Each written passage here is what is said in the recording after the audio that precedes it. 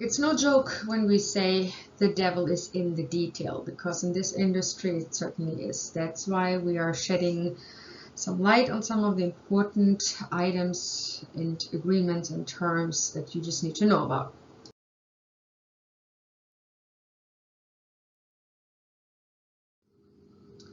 We're going to look into some more of the details and sum up the most important point on this wonderfully designed slide, which kind of sums up the main things you need to focus on when you put together your option rights agreement, your purchase agreement, your talent deal with the director, your talent deal with the cast, your sales agency agreement, distribution agreement, your production LLC that you're putting together, completion bond deal, any guild signatory agreements that you might need, any producer service agreement that are applicable, obviously a legal services agreement for a lawyer you work with, and any of the crew agreements.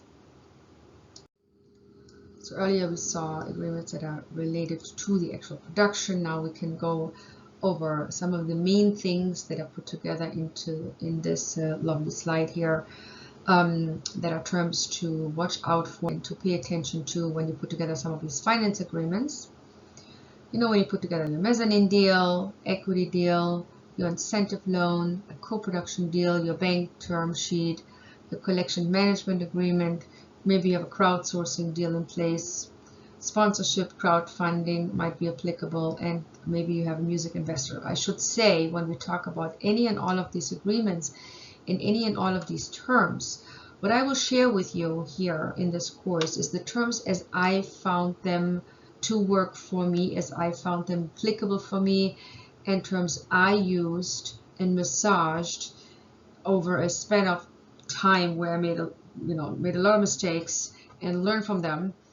And my agreements obviously include some of the things I learned. So the way I go about this stuff and the way I apply these things to make money, for lack of a better word that really sums it up, is what I'm sharing here with you. That's my path. A lot of things are very logical because I come from a very logical place. A lot of things have to do with experience of doing nearly 50 projects all over the world.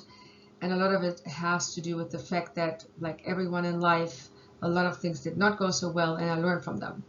I'm not a lawyer, so I cannot give you legal advice. I can give you suggestions, and again, I'm sharing my experience with you, but I'm certainly not a lawyer, and you need to just really, talk these things through with your lawyer, and hopefully it's an entertainment lawyer that understands these concepts, because they're not for every lawyer just to, adapt to. So you really need someone who is an entertainment lawyer, who knows how to work on film and television projects of all sizes, so that you don't over lawyer things, which happens a lot too. All right, long story short, we'll dive into this stuff during this week, and these beautiful little slides just give you a summary of what's to come.